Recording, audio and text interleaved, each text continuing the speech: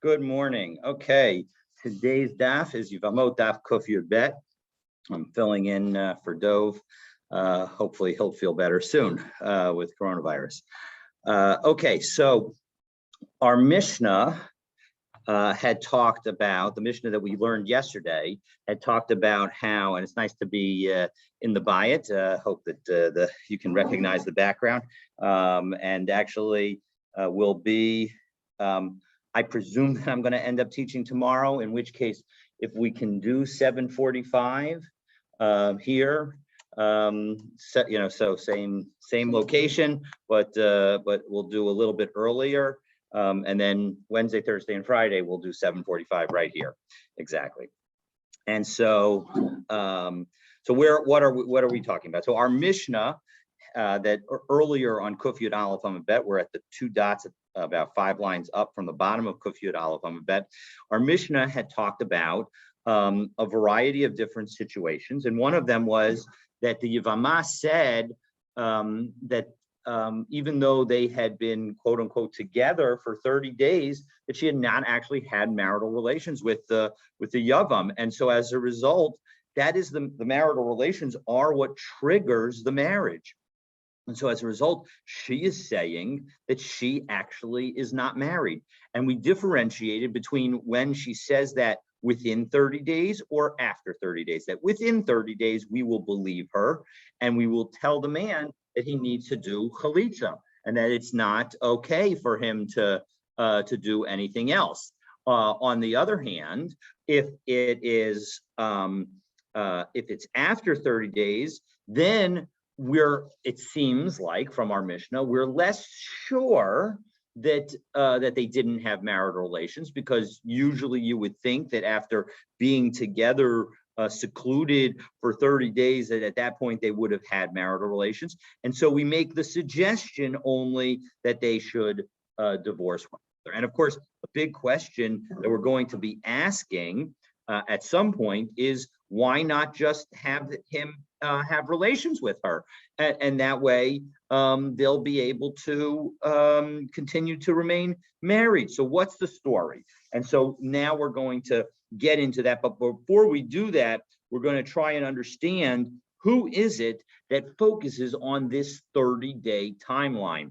And we're going to make a proposal, and then we're going to reject it and say, actually, even the person who argues with our suggestion can be the author of our Mishnah. Because again, our Mishnah didn't have an author, and so we want to try and identify who it is. So as we begin with the last word on the line now, on the 5th to last line. So it says, Man tana de'ad tlasin yomin mokim inish anhafshe. So how is it that we know that for 30 days somebody could restrain oneself? Meaning that within 30 days, we'll have the assumption that when she says, I haven't had sex, that in fact she's accurate, because a man can restrain himself. So Amar Rabbi Yochanan says, Rabbi Meir, that opinion belongs to Rabbi Meir, because we have a brisa to Tanya, Tanas Besulim Kol Shloshim Yom, that if a man comes to the court and says,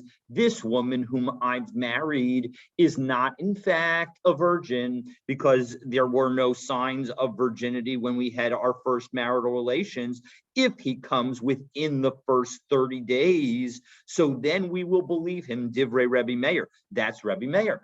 What's the implication? The implication is that after 30 days, they already almost certainly had sex. So as a result, it is a later sexual encounter that is the issue, or frankly, it has nothing to do with sex whatsoever, but he's just trying to get out of the marriage and out of his obligations under the ketuvah, because the ketuvah indicated that she was a virgin. And so as a result, given the fact that he thinks that she is not, so as a result, he was trying to get out of the marriage without having to pay the penalty, the full divorce fees.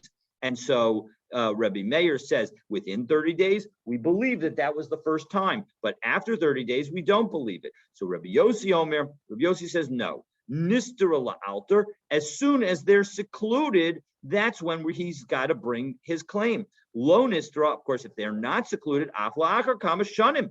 Doesn't make a difference how long it's been. If they don't have the opportunity to have marital relations, we don't care what the story is. It's based on if they have the opportunity, we're going to assume that they will. Okay, so those are the two opinions. But again, what's the implication? The implication is that Rebbe Meir, just like in our Mishnah, says within 30 days we will believe the person. Believe in this in our Mishnah's case, we'll believe the woman to say that they haven't had sex. And in the case over there, in the case of the Brisa discussing virginity, there we'll believe the man that they hadn't had sex until that moment. And so, but Rabba says no. Afilu Tamer Rabbi Yossi. You can actually even say that our Mishnah is consistent with Rabbi Yossi because Ad Kan Lo Ka'am Rabbi Yossi Hasam Ela Ba'arusa So. That the point is that when Rabbi Yossi made his statement, he was talking about with the wife, the Gispa, where with whom he's familiar. And so as a result, in that situation where they engaged in dating and as a result had a whole engagement period, often those engagement periods were a full year. And so as a result, he knows her, wants her, is looking forward to being married to her. And so as a result, that's why we're going to assume that they had marital relations. But this is, in our Mishnah, we're talking about something completely different. We're talking about having relations with your brother's wife. You didn't have that kind of intimate opportunity to want to get together. And so as a result, as we turn to Kuf Yud Amud Aleph, so he's going to be a little embarrassed. He's not, this is somebody who had marital relations with his brother, and now he's going, and his brother's dead, and now he's going to have sex with her. Maybe he's not going to be so rushed.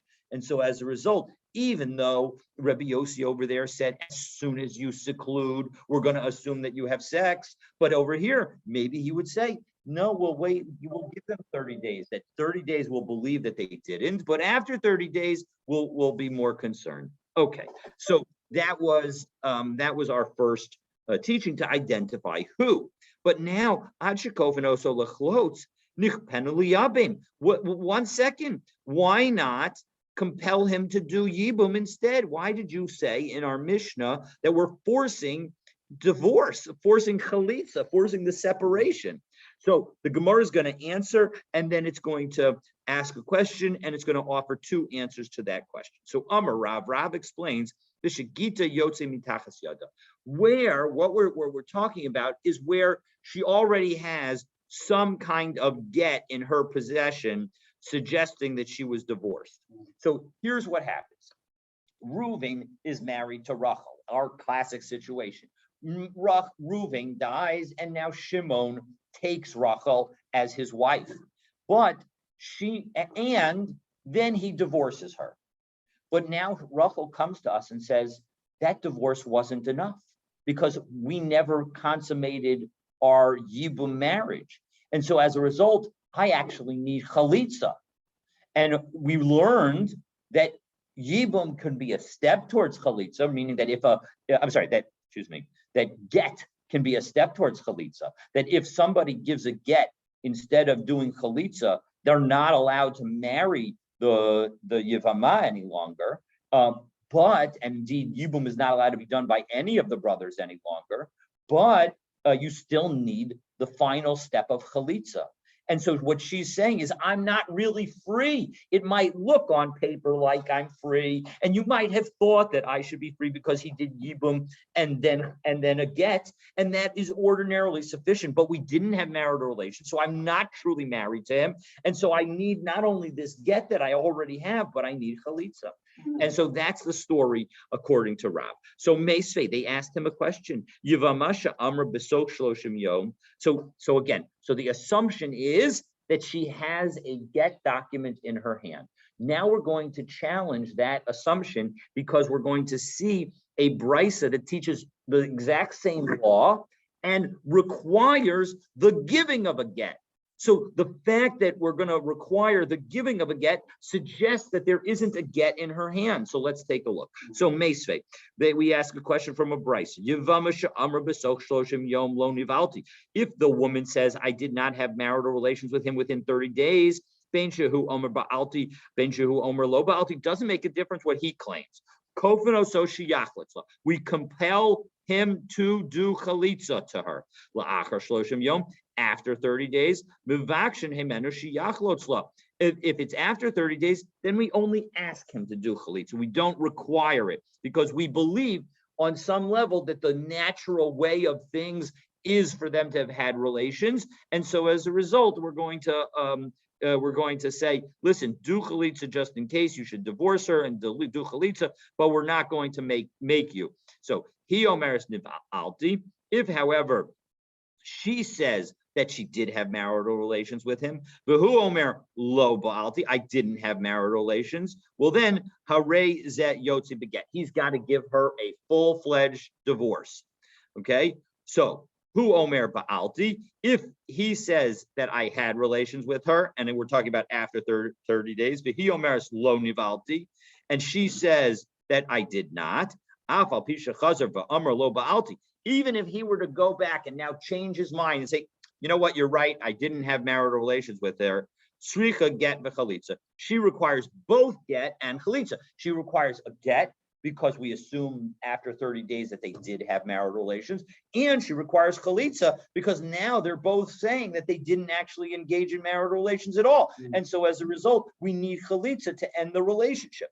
So, but the bottom line is that the Baraisa said in this last case that the Yevamot requires a get. And so how could we be talking about, so all the cases are presumed to be the same. So how could we ever be talking about in the earlier cases where she already got the get? So our first answer is Amar Rabbi Ami tzricha chalitza im gita. No, the language of that she needs a get and chalitza is not that she needs a new get. It's that the get that she has also requires chalitza, and she needs both. So it's not actually saying that she doesn't have a get already. It's just saying that she needs a get in addition. Alternatively, Rav Ashi Amar, Hasam get lazikaso. No, the get that she was holding and the get that we're talking about when in our Mishnah, and when Rav was talking about it, he was talking about a case where the get didn't say, I am divorcing you from our marriage. The get instead said, not that that I am going to do chalitza to you. So remember, we said that a get can serve as an initial document to indicate the plan for the man to do chalitza to the woman, or for any of the brothers to do chalitza to the woman. And so we're talking about that kind of get. So it's not an hacha get leviato, whereas at the end of this brisa, when we say that she needs a get, we mean a full-fledged classic get of divorce from a valid marriage, not just a document that says, you know, we're going to end our Zika relationship. So it's not just that. So, okay, and now we're going to tell a story that's related to this. So, Hanu Shneim Modim. There were two people, a Yavam and Yevama, who agreed that they never had marital relations. Now, but Rashi tells us, Shneim Modim, it's opposite the two dots in the middle of the Gemara. Shneim Modim, Shalom Nivala, right? They both agree that they didn't engage in intercourse. But Umeikara Amar Ba'alti. However, initially the man said that they did have marital relations. So what's the story in that case? Rava. Well, they came in front of Rava and they asked Rava, what should we do? Amar Lahu Rava. Rava told them, Chalotzula, go and do chalitza. Ushrula tigra. And then she could do whatever she wants. She'll be free. Meaning that he was not requiring a formal marriage get, even though it was after 30 days, and he had initially said that they had had marital relations. So Amrle Rav Sharavia, Rav Sharavia said to Rava, what about this brisa? V'hatanya, we learned in a brisa, Sricha get the chalitza. That's the brisa that we just cited, that you need in this case both a get and chalitza in a case where initially the man claims they had sex, but it's after 30 days. And then they both agree that they didn't have sex. That in that case, she requires both a get and chalitza. So Amar Le, so Rava said to Rav Sharavia, Tanya, right? If in fact that's the way the brisa has been taught, I've got to go with that brisa and I will retract my ruling. So in fact, in that situation where the man says we had sex, the woman says we did not, it's after 30 days, so we have a presumption that goes along his lines. So as a result, we're going to require both a get from a full-fledged divorce because we're worried that maybe they in fact had sex and therefore are married, and we will require chalitza because just in case they didn't have sex, we need to make sure that she is free to marry whomever she wants. Okay, so now the Gemara asks the following. So Baimine Hon, Brei de Rav Nachman, Midir Rav Nachman. So the Hon, the son of Rav Nachman, asked his dad, so Rasumahu, what about all the co-wives in these situations? Meaning, so here's what happens. Again, we have this Rachel who is married to Ruvain, and now she goes to Shimon. But Rachel's co-wives, Sarah and Leah, went out and could marry whomever they want. And now we have this debate about whether or not Rachel did Yibum with Shimon. Well, if she didn't do Yibum with Shimon, all those other people weren't supposed to go and marry whomever they wanted because they too had a Zika relationship. They were still connected to the other brothers. They only become disconnected to the brothers, to the surviving brothers, once one of the women has either Yibum or Chalitza done. But now there's a question about that. We thought that Yibum had been done, but now there's a question. So Amrle, Anu Kofinu Mavakshir and Tiaser Tsara. Well, 1 second. Just because we are concerned about both sides with respect to this woman, that is not going to cause us to undermine our assumptions. And so the bottom line is that after 30 days, we will assume and we can rely on completely that they have had marital relations. And as a result, the co-wives are totally free and there's no suspicion of any wrongdoing on their behalf. Okay, so now we get to the two dots, and now we have our next case in our Mishnah. And the next case in our Mishnah talked about Hanoderet Hana. What if the woman says, I am not going to benefit at all whatsoever from my husband? Well,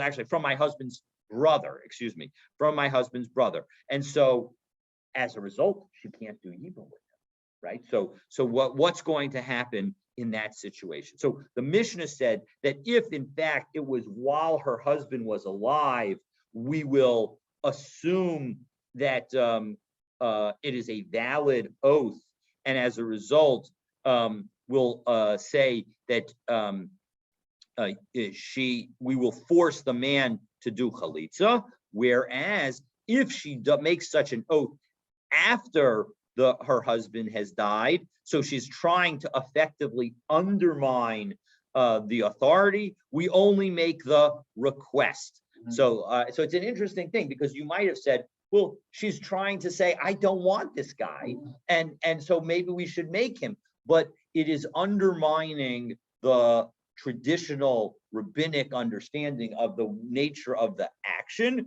And so as a result, we're only going to request it in that case and not make it mandatory. So now the Gemara is going to quote a Mishnah. This is a Mishnah in Nidarim that discusses the case of a married woman who vowed not to derive benefit from any men, including her husband. And we're going to then say, okay, what about in that case? Because in that case, maybe we should treat because she said any man, we treat that situation as specifically about Yibum also, Or was that just meant as sort of like a superlative and not intended to address Yibum? So that's going to be our question. So Tanan Hasam, let's take a look and see what this Mishnah says in the Darim. Barishonah hayu omrim. At first, the rabbis used to say the following. The rabbis realized that there were certain women who, for whatever reason, couldn't continue to have a sexual relationship with their husbands and wanted effectively a divorce. And they were going to say that these divorces are not the woman's fault and do require a full payment of the ksuva obligation. Okay, the ksuva obligation is obligation that a man takes on if he divorces his wife. It's the Torah's way of discouraging and ensuring support of women, discouraging divorce and ensuring support of women who are divorcees. So, what did the rabbis first say? There are three categories of women, three claims that women can make who will get their ksuva when they get divorced. If the woman says, I am defiled to you. And Rashi explains that we're talking about an Ashes Kohen, that the wife of a Kohen, she says, I was raped. And so the Itzara Aleha, and as a result, unlike, I can't be married to you. Exactly, that's exactly right. So as a result, even though they're going to have to get divorced, she does not lose her ksuva. And in fact, the Rashi notes that in Nedarim we specifically say that that's what we're talking about in the Gemara. So that's case number one. Case number two, Hashamayim beini leveinech, that the heaven is between me and you. Again, a very kind of confusing language. So here Rashi says, Goli v'yadu lefanav, it's known before God. She'eincha nizkak li, you never had marital relations with, you no longer have marital relations with me. Kederach b'nei Adam, ve'ein ish aid lohochiach ben shenenu, and there's no man that it can testify. The only person who could effectively, the only entity who could testify is God. And so as a result, that's what she's saying. Now, actually in the Darim, it refers to whether or not the man is potent, and that she's actually saying the man is impotent. But it doesn't really make a difference which one, for our purposes, that we're talking about. But Netula anim min haYehudim, and the final case is she says, I am done with Jewish men, period. So, and what does that mean, right? So it is not an anti-Semitic comment, but rather Nadra, Rashi explains 4 lines up in the narrow lines in Rashi, Nadrahi Shelo Tival Yehudim. She says, I'm no longer going to have marital relations with any kind of Jew because Asra Nafsha Akuli Alma, from the fact that she has done this to the whole world.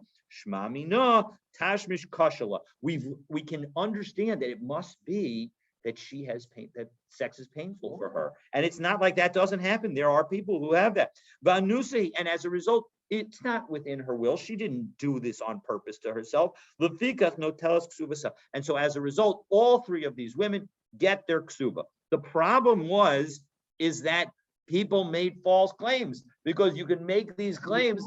How do you prove it? None of them are provable. And so as a result, Chazru Lomar, they went back and said, Shalote Isha Nosenes Enah Ba'acher Umakalkelas Al Bala, that they're concerned that maybe they just want to get divorced. They see another man that they're interested in, and now they want to be with that person. And so they'll say this towards their husband. Ela ha'omeres tameya ani lecha. But if someone says that I'm defiled to you, so then what happens in that case? Taviraya lidvarecha dvareha. Right? She needs to bring proof for what she says. Hashemayim beini uveinech.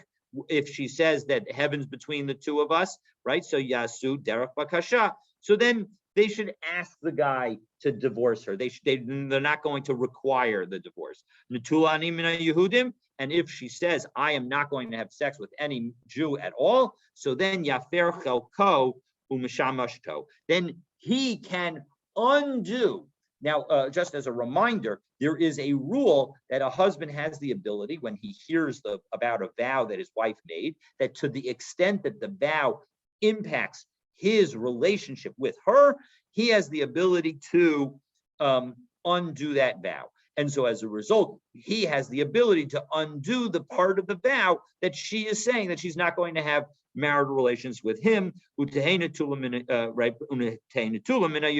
But for everybody else, that's a valid vow, and she won't be able to have marital relations with any other man. So now, based on that Mishnah, now we're going to ask, this woman who said, I am we're done with all Jewish men. Yevamot. Now, if the husband dies without children, what happens? Is she allowed to do Yibum? Yibum, she's already said she's not going to have marital relations with any other man. So, did it occur to her that this might be the case, and as a result, it's a valid oath? Olo, or maybe it would never even occur to her that she was just trying to get out of the marriage with her husband, and that wasn't really a mechanism of trying to. She didn't mean that she wouldn't accept Yibum. So Rav Amar Yavam Eno Kival, that the Yavam is not like the husband, and so the Yavam does, unlike the husband, who has to actually undo her vow because they are currently married, and it's clear that her intention was to her husband. For the Yavam, she didn't know that her husband was going to die without children, and so as a result, it was never intended. The vow was never intended to cover that situation, and so as a result, he's allowed to take her. Ushmuel Amar Yavam Harehu Kaval. No, the Yavam is like the Baal, and so as a result, unless the vow is revoked, the Yavam is also forbidden to marry her because the vow includes him as well. So Amar Abaye. Abaye says, Kavasa Durav Mistabra. It makes more sense to say that the Yavam is not like the husband, because Ditnan, we have the following Mishnah. Hanoderes Hanami Yavama, which is our Mishnah. Hanoderes Hanami Yavama B'chaye Bala. Right? If in fact she makes an oath not to have benefit from the husband's brother during the husband's lifetime, well, then we're going to force the brother to do chalitza. Why? Because we don't imagine that she's thinking about the chalitza part of it. And so as a result, even though it's a good vow, the vow was not made with the thought of trying to undermine chalitza. Again, if she's trying to undermine chalitza, we're not going to force the guy to do chalitza, because we don't like it when the woman tries to undermine the authorities. However, if her purpose was not to undermine Yibum totally, but rather because she didn't want to have anything to do with the guy, then we'll assist her and say that he has to do chalitza. Now, if it's true, the way Shmuel says, Demaska Adaita, that in fact, even when she's married, she's considering the fact that she will eventually, potentially have to do Yibum with the man, well, then we shouldn't support her. We should recognize that that was her potential intention. And as a result, we shouldn't require the brother to do chalitza. We should only ask him to do chalitza. And so now we turn to the top of Kufya Bet Amud Bet. So Mivakshim Mibaile, we should only be making the request. So the fact that we make a demand of him shows that it must be that he doesn't have in mind, that she doesn't have in mind the possibility of Yibum. So now we're going to deflect that proof by saying that we could incorporate one additional fact in our Mishnah, and that will make it so much less likely that she was intending to address a Yibum situation. So in our Mishnah, here's what we're talking about. Be'isha sheyesh labanim. She had children. So of course she wasn't even thinking about the husband's brother as a yibum possibility. Her clear thought was only on the husband's brother as just a disgusting guy that she wants to have nothing to do with. And so as a result, that's why when in fact it turns out that her children die and predecease her husband, and now she falls ironically to Yibum with this man, we're going to say, listen, buddy, you got to do chalitza. Okay, so the kuli high lo maska dait. All of that possibility, the fact that her children will die, and then her husband will die, and then she'll end up being with this guy that she really doesn't like. So then that's too much. We're not going to assume that she had that in mind. But if in fact she did not yet have any children, well then adatani. Then what we would say is well then even if she didn't have children and she says, I want nothing to do with this brother of my husband, well then we would only ask the brother to do chalitza when she falls to him. So in second, if that's true, that if they had no children, that we would only ask the brother to do chalitza and not demand of him to do chalitza. We should have our Mishnah should have taught that kind of distinction. It should have said the following. But when is it that we're talking about where we require the man to do chalitza b'sheyesh labanim? That's when she does have children. Aval ein labanim. But if she doesn't have children, well then mivakshin. Then we would only ask him. But Ella Shmamina. So that it can't be that distinction that we just tried to make about being children, that in fact that would be true. Because if it were true, our Mishnah would have made the distinction explicit. And so the fact that we didn't, so as a result, we can learn from that, Loshna, Yesh Labanim, Loshna, Ein Labanim, Kopanoso Karav, that we will force the man. Doesn't make a difference whether she has children or doesn't have children. We're going to force the man to do chalitza, just like Rav said, meaning that when a woman makes a vow, she does not consider the possibility of yibum. And so as a result, Shema Mina, we've actually proven that in fact Rav is correct. Okay, so Hadron Allah, Beit Shammai, Hadron Allah, Beit Shammai, Hadron Allah, Beit Shammai. We have now finished the 13th chapter, and we are ready to begin the 14th chapter. Now, during the course of the 13th chapter, and I think maybe even before that, we've talked about the category of cherish. A cherish is a deaf mute, somebody who is assumed in Talmudic times to have no ability to learn anything. And of course, we know that that's not the case. Helen Keller really highlighted it for us and enabled us to really see the potential of such people. And of course, nowadays, we, thank God, have wonderful methods of enabling people who are deaf to learn and to be able to engage, etc. And so the bottom line is that from a practical halachic standpoint, we do not, in fact, generally treat a cherish, as somebody who is deaf, as legally incompetent, but it is still relevant because there are other incompetencies. And so now we're going to talk about, and this is going to be a long Mishnah. You can see it goes all the way until 1, 2, 3, 4, 5, 6, 7 lines from the bottom of the page. We're just going to do the Mishnah, and then we'll be finished. And the idea is who is it that is, or what we've seen already as a reminder is the fact that a cherish does, their marriage is only rabbinic because they aren't viewed as having legal capacity, so it is not a biblical marriage.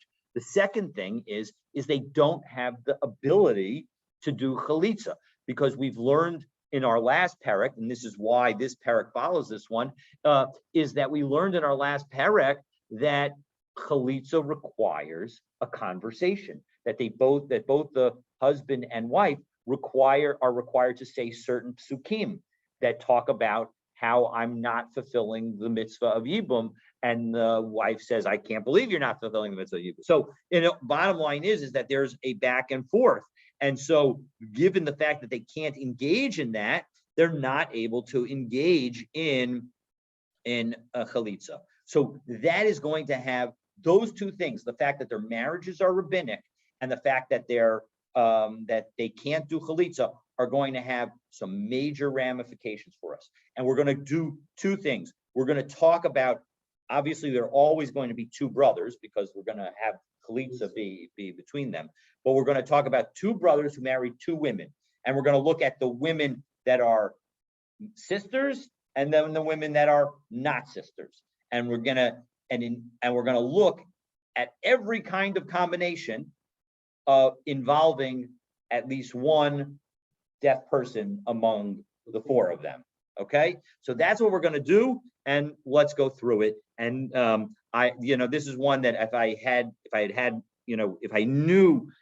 both had more time yesterday and had known exactly that I was known for sure that I was going to be teaching this morning, I would have tried to create. This is why I don't have a sheet today. I don't have something on the screen, a schematic. Exactly. I would have created, Ponet boxes, the 4x4, the 2x2 boxes of all the different situations, and we would have gone through it like that. And if we had more time, I would probably get up and draw it on the board, but I don't have the ability to do it that quickly. So, all right, so let's take a look, and we'll hopefully it'll be clear enough as we go through it. So,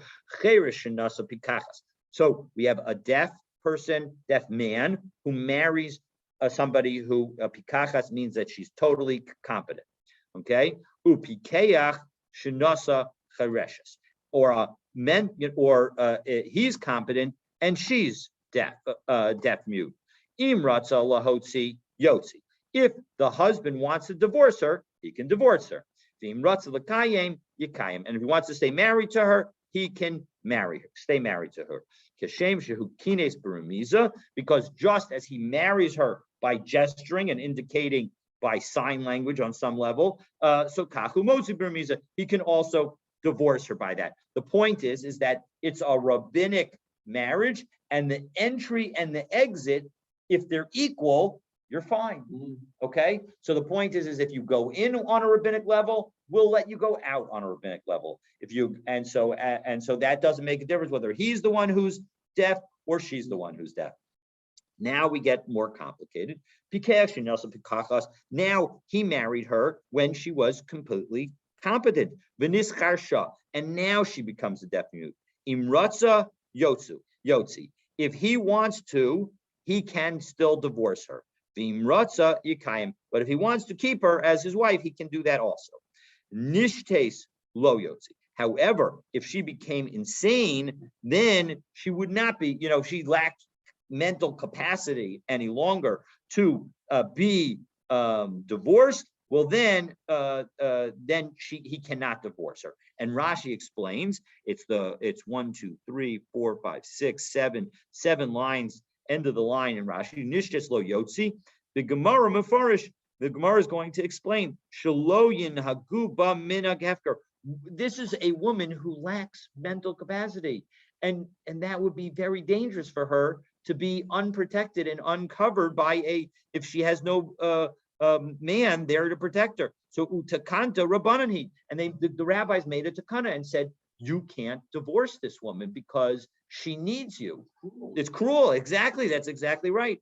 And notwithstanding the fact that, on some levels, some certain aspects of our rules no longer seem as progressive as they were at the time, that was their intention. Their intention was to be incredibly progressive in trying to protect, maybe paternalistic, but certainly trying to be protective. So, nischarish hu o nishtata, what happens if he becomes deaf or becomes insane? Well, then, eino motzia olamit, he can never divorce her because he lacks the mental ability. Because, and by the way, I will note that why is he able to divorce her when she becomes deaf? He's able to still divorce her because she her mental capacity is not necessary for a biblical get.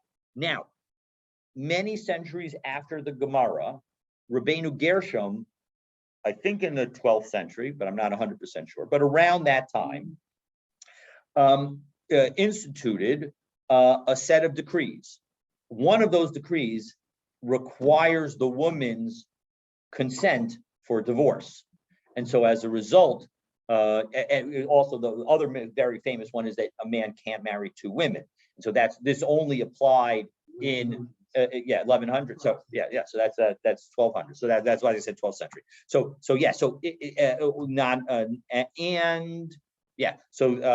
Those two for sure. There was, I think, a third, but I'm just blanking on it at the moment. In any event, the point is that this is because at the Gemara's time, her consent was not necessary. It became post the Gemara's time, her consent would be necessary, in which case he would not be able to do this divorce because she would not have the power, the capacity. Exactly. Okay. So Rabbi Yochanan ben Nuri, Rabbi Yochanan ben Nuri said the following: why is it that we're allowing a woman who became deaf to become divorced? And the man doesn't have the ability to divorce when he becomes a deaf. So Amrulo, the rabbis explained to him, as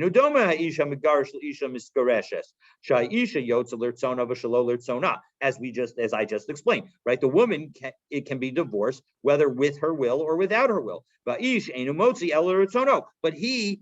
will is required, and given the fact that she now lacks mental capacity, so as a result, he's not allowed to divorce. Hey, Rabbi Yochanan ben Gudda, and Rabbi Yochanan ben Gudda said the following: Al hachareshes she'sia aviha. If you have a woman who is deaf and was married off by her father, right? So as a result, the marriage that she had was biblical, right? Because the father married her off as a minor, and so that the father has that right.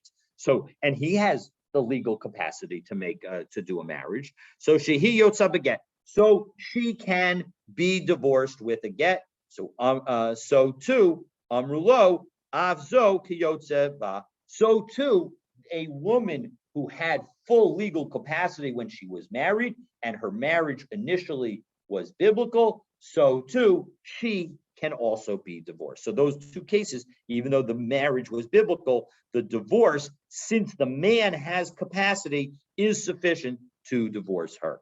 Okay, so now we get the series of the brothers. So Shnei Achan Charshin Nesuin Shloshtei Achios Chershos. We got two deaf-mute brothers marrying to two deaf-mute sisters. So we got everybody's deaf. Or they could even be marrying two totally capable sisters. Or it doesn't make a difference, frankly. If the two of them are deaf, it also, the same rule will apply if one of the sisters is deaf and one of the sisters is competent. Or you have the exact reverse case.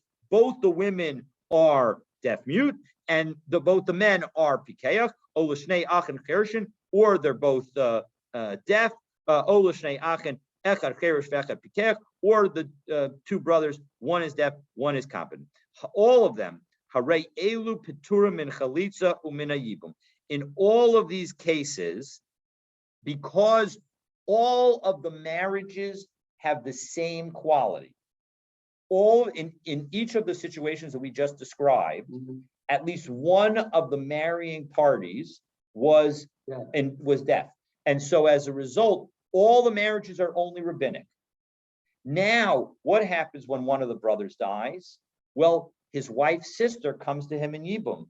But what do we know about a wife's sister? You're not allowed to marry your wife's sister. And so as a result, there's no Yibum, no Chalitza. She just goes out.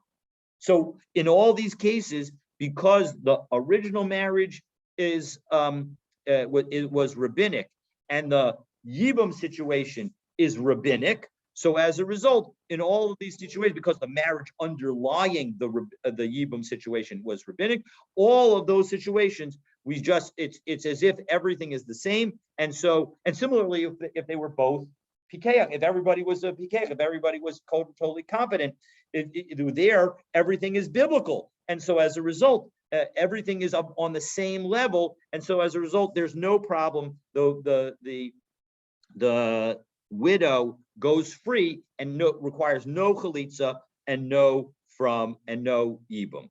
All right. So the im hayu nakrios, and if the two women were not related, so yichnosu, then in fact they have the ability to do yibum. V'im ratzu lahotzi, and if after yibum they want to divorce, they can also get divorced. Yotziu, they can get divorced. Right now, note that if in fact the woman or the man involved in the yibum was a cherish, well, then there was no ability to do chalitza, because as we said, you can't do chalitza in that situation. All right, so now now we get into the details of more complicated cases. So as complicated as that was, now we get even more complicated. So now we have two brothers, one deaf, one not, that are married to two capable women. Now the deaf one dies. Now, what was the nature of his marriage? His marriage was only rabbinic. What is the what happens to the person who is competent and marrying to the competent sister? Well, then nothing happens, because the widow goes free because it's his wife's sister, and he is married to his wife on a biblical level. And so that is stronger. It doesn't make a difference, but it's at least as strong as the rabbinic yibum situation that occurs as a result of the rabbinic marriage that his brother had to the wife, to the widow. And so as a result, she goes free because she's his wife's sister. Now what happens? Now here comes the complicated. Now we get even more complicated. So now the husband who was married to the capable woman, the capable husband, competent woman, and now he dies. So it's a biblical marriage that is triggering yibum. But the marriage that the cherish has to the widow's sister is only a rabbinic marriage, right? Mm-hmm. So maya cherish bal pikachas. So what happens to the deaf person who's married to the competent woman? Motzi ishto beget. He needs to divorce his wife, because the woman who's coming to him is coming to him with a biblical zika. It's a biblical relation. It's after a biblical marriage. So as a result, he has a deep connection, a biblical-based connection to the widow, and his connection with his wife is only rabbinic. So he has to end his relationship with his wife. It's terrible. So the Eishes Achiv Asura La'olam, but at the same time, he can't marry the widow, because once he divorces, he can't marry the sister. He can't marry the sister of your divorcee. So he's stuck. So as a result, he can't do yibum and he can't do chalitza. He can't do chalitza because he doesn't have the ability to speak. Shnei achim. Okay, so that's that case. Shnei achim. I wish we had time to sort of go through and talk through the psychological elements, but that we're doing daf yomi. We're gonna continue on. So shnei achim pikin nesuin l'shnei achayot. Right. So we have now two competent brothers married to two sisters. Now one of the sisters is a cherish. If the husband of the deaf one dies, it's exactly the reverse situation of the other case where it was one of the brothers who was cherish. That there's nothing to be done when the marriage that terminates because of the death of the husband is the rabbinic marriage. The sister who's coming is an erva, and so as a result, there's no she goes free. But on the other hand, so what happens to what does the person who's married to the cherish have to do? What does the man who's married to the deaf sister have to do? Motzi as ishto beget. He needs to divorce the first one, because his marriage to her was only rabbinic, and now he has a biblical zika. But this woman gets saved because he can do chalitza, because unlike the other situation, right, here the woman who is the widow is not a cherish. She is a pikeach, and he is a pikeach. So as a result, he has the ability to do chalitza. And so, but he can't be married any longer to his original wife because it was rabbinic. Exactly. The biblical trumps about rabbinic. Exactly. Biblical trumps rabbinic. So really teaches that if you have a case of two brothers and two sisters, one of any of whom is a cherish, that they should not marry. The pair should not marry the other pair. All right. Okay. Now you have two brothers, one who's deaf, one who's not. So now we have 1 and 1 situation. Okay. So if we're going to assume that the deaf married deaf and pikeach married pikeach. So Mayasa pikeach b'pikachas takes mishumachasisha. Right, again, she can go free because the relationship that he has, the pikeach has with his wife, is a biblical one, and so the sister who comes now is an erva, and so she goes free. Meis pikeach b'pikachas. Now, on the other hand, if the pikeach dies, so now Mayasa cherish b'chereshes. Well, then motzi as ishto beget. He needs to divorce his first wife because it was only a rabbinic marriage.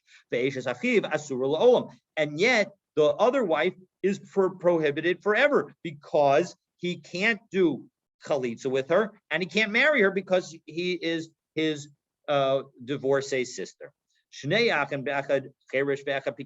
Now we have again two brothers, one is deaf and one is competent.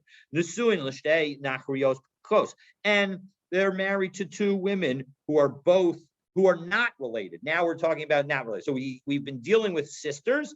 Now we're going to say that the wives are not related.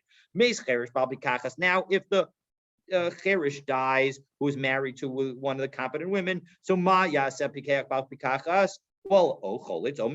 he could do whatever he wants because there's no relationship, so there's nothing that's stopping him from doing yibum, and there's nothing that's stopping him from doing chalitza because both of the people who are involved are pikeach, are competent. So meis pikeach bal pikachas. But now, if the competent husband dies, so then mayaseh cherish bal pikachas. What does the other one have to do? Well, then kones ve'eno motzel olam. He has to marry her, and he can never divorce her because the biblical connection begins.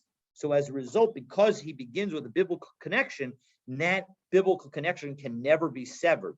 And so as a result, he should marry her and he can't divorce her because that there's no way. The only kind of divorce he can do is a rabbinic divorce. So Shnei Achim Pikim. Now we have the other version. Two brothers who both are Pikeach, Nusun L'Shtei Nachrios, married to women not related, Achas Pikachas Achas Chareshes, one who is deaf, one who's not. Meis Pikeach Chareshes, if the one who is the husband of the deaf one dies, so Ma Yaseh Pikeach Pikachas, what does the other husband have to do? Kones, he needs to marry her because he can't do chalitza because she's a chereshes. So as a result, she's not going to be able to go through chalitza. But he does have the ability to divorce her because, again, on his side, there's nothing stopping the divorce because all you need is competency on the man's side. What happens if the husband who is a pikeach dies? So what is the husband who is married to the chareshes do? He could do either chalitza or yibum because nothing affects anything. They're both of the people involved are totally pikeach, are totally competent. Shnei achen. So now new case and final case. Shnei achen echad cherish ve'echad pikeach. We have two brothers, one who is deaf and one who is not. Nusuin l'shtei nachrios. Again, married to two sisters. Achas chareshes ve'achas pikachas. One who is deaf, one who is not.